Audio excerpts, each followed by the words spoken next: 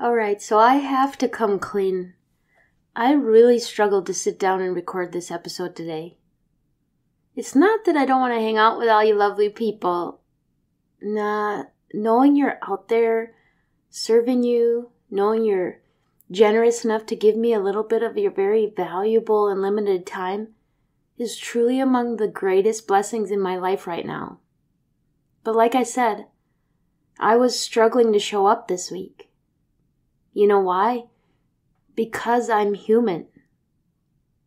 So today, we're talking about how we're just that. We are human. Even though we are Christian women, leaders, we are just as human as anyone else. But sometimes we just don't allow ourselves to be. Welcome to the Grace-Filled Leader Podcast. Do you want better work-life balance? Do you get stuck in patterns of perfectionism and people-pleasing? Have you always been an overachiever but never really felt good enough, no matter how much outward success you achieve? Do you want more time for the things that matter most? Well, you are in the right place. Here on the Grace-Filled Leader Podcast, we focus on spirit-driven success and share the secrets to having better work-life balance as a busy woman in leadership. Here you will learn how to set boundaries like a boss, find peace of mind, and reclaim your time for the things that matter most. Hi, I'm Tanya, a wife, mom, leader, and certified Christian life coach.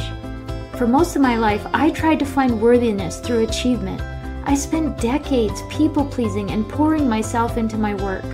I was looking for my value through the approval of others. This led me to feel burned out, empty, and exhausted. I had no time or energy for myself or my family. I realized that I was wasting time and energy looking for validation in all the wrong places. But my life changed when I finally surrendered and God showed me a different way. It is my mission to help you start living the abundant life God has for you. If you're ready to become fueled by grace and find freedom from people-pleasing, if you're ready to multiply your time and impact as a Christian woman in leadership, this podcast is for you. Roll up your sleeves, sister friends. It's time to get after it.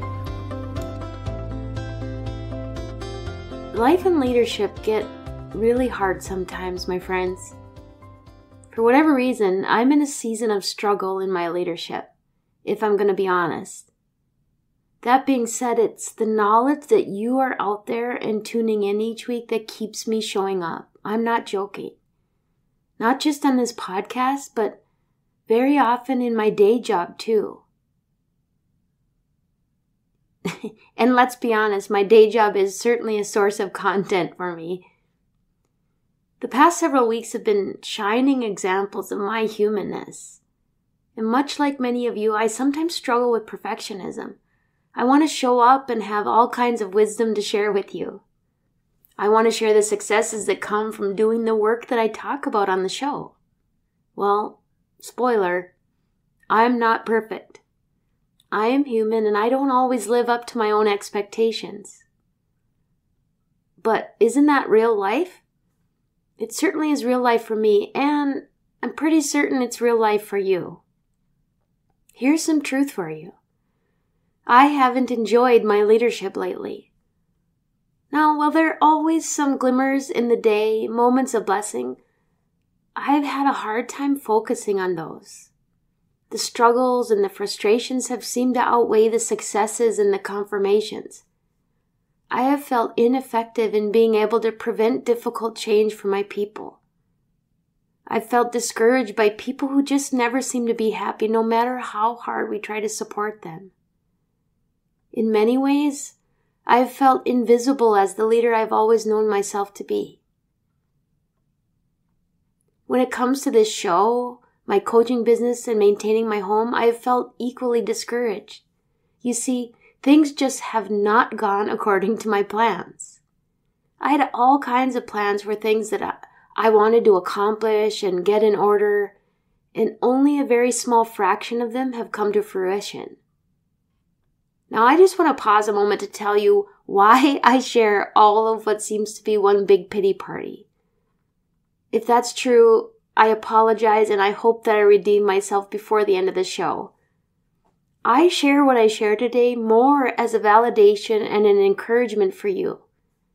There might be some of you that come through 100% of the time and keep it all together all of the time. But I bet that's not true for all of you all of the time.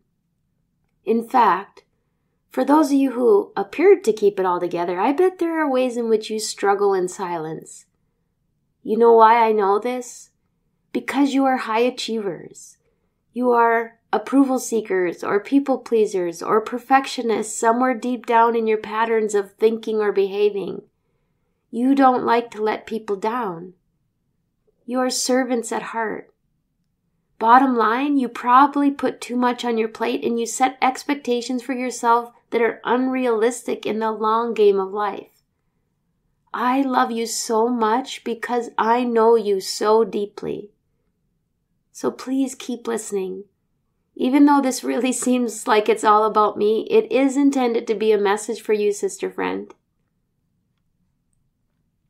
Here's why I didn't live up to my expectations in recent weeks. Now, over the holidays, I had actually done a lot of my podcast work in advance, so I did start out on the right foot in many ways. I did this specifically so that I could unplug a bit and just spend time with my family when I wasn't at work. This part I am very happy about, and in the past, I would have focused on all the wrong things out of a sense that I have to have things in order and be accomplishing things. But having taken some time away from work and focusing on my family, I let things go a bit. I didn't stay on track with my plan to declutter, at least not to the degree I thought I could accomplish. And I didn't keep my house in perfect order. Not that I generally keep it in perfect order, but I thought I'd be able to catch up on some of those things after the new year. Well, here's where my plan starts to fall apart. Some unexpected and unfortunate events were taking place at work that occupied a lot of my mental energy. I spent a lot of time worrying about people, how they were, what they were thinking and feeling, the implications for me and how they saw me in my role. This mentor hamster wheel really depleted my physical and mental energy when it came to my household duties. I really couldn't concentrate, and I was really tired when I got home at night. Therefore, I did the minimum. For the most part, I made sure my family got fed. I tried to keep up with the dishes and the laundry pretty well, and that was about it. The other thing that happened was that I had a surgical procedure, and I think I told this to you last week, that was relatively minor, but not quite as minor as I anticipated. I had thought that while I was off recovering from that, I could get a lot of work done for my show and my business, and maybe even some of the light decluttering that I had planned. Well, I was a lot more tired and sore than I predicted, and just as I was feeling a little better from my surgery, I got sick, and I was really sick. And while I am getting better and I'm back to work, I am not feeling anywhere near 100%. So, I did nothing that I intended while off work. And now that I'm back to work, I have even less energy than I normally do. I can barely make it through the day. I have no desire to cook, so sometimes it's frozen pizza or takeout or a hunk of meat and a baked salad on a really good day. My Christmas decorations are still up. I've been going to bed sometimes before 7 p.m. I am just wiped out. I'm not doing my best work anywhere. I'm just getting through the day, it seems. My brain doesn't feel fully functional, so I don't have the bandwidth to do all of the strategic planning and goal setting that I had planned for my business in the new year. It is waiting for the more vibrant version of myself to show up, and she's MIA for the time being. It's kind of strange because it's a fatigue that I just can't seem to push through. Do you know that feeling? Like no level of willpower or digging deep is going to serve me. When the tank is running low, I just need to rest. I otherwise stare blankly at the screen or at the planner, at the paper, whatever it is, it just isn't happening. I am human in the most basic and stripped down sense of the word. If you saw how I looked and what I'm wearing as I record this episode, you would get a pretty clear picture of my reality. Well, I started to get really anxious about all the things I haven't accomplished, and I started to panic, wondering how I'm going to get it all done. Like I said, the mental hamster wheel started to get a good spin going, but then the Lord nudged me a bit with a thought. Why are you so anxious? Why do you think you have to get all of this done right now? And by golly, the answer comes down to the same old thing it always does. Comparison, concern about what people will think, worry that my business isn't going to grow as fast as someone else's, worry that my content isn't going to get as many listens as I had hoped for by now, comparison to how other people's homes look and how well organized and clutter-free they are, that somehow that means that they're a better wife or a mother than I am. Well, all of that stuff is not in alignment with God's truth or His character or what He says about me. And it certainly doesn't align with a 100% authentic trust in His plan and His provision in my life. It is me getting in my own stinking thinking patterns again and focusing on all of the wrong stuff. Am I or am I not going to let God be the CEO of my life and my business?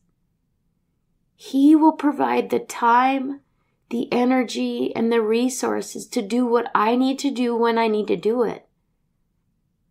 When I struggle in trying to labor alone, He will allow me to feel the struggle because I'm not drawing on His strength, His guidance, or His provision. Maybe right now I don't need to focus on the extra. Maybe I need to do the basics and just trust Him for the rest. Maybe He is gifting me a forced rest. If you've heard my backstory, you know that He's done this a few times in my life. Maybe my mind isn't clear and creative because He's waiting for me to let Him fill my thoughts, to guide my plans and my strategies. Maybe He's allowing me to remember that without Him, I am just a human, vastly inadequate when I attempt to forge ahead on my own. Maybe He's trying to tell me that I don't need to know the whole plan. I just need to do what is right in front of me. Maybe He wants me to tell you that you don't have to do it all. You don't have to do it all of the time, and you certainly don't have to do it perfect or alone. God does not call us to be perfect. He calls us to be willing and obedient. He intends for us to work when it's time to work, and He intends for us to rest when it's time to rest. Things may not go according to our plans, but they most certainly are aligning according to His grander plan. So I hope that offers just a little bit of encouragement, of validation or reassurance or, encouragement for you when you have your moments or periods or seasons of humanness. Until next time, I wish for you days that are filled with gratitude, peace, and God's amazing grace. I pray this episode blessed you, spoke to you, or encouraged you in some way. If so, please share it with a friend and head on over to Apple Podcasts to leave me a review. That's the only way for me to know if you're enjoying the show. Nothing blesses me more than to hear from you. Also, come on over to our free Facebook community. This is a great place for us to support one another on our faith and leadership journeys. You can find the link to the group in the show notes or go to gracefilledleader.com/community. If you have questions or content ideas for the show, please send me a message on SpeakPipe or via email. Go to gracefilledleader.com anchor.fm/contact and leave a written or voice recorded message.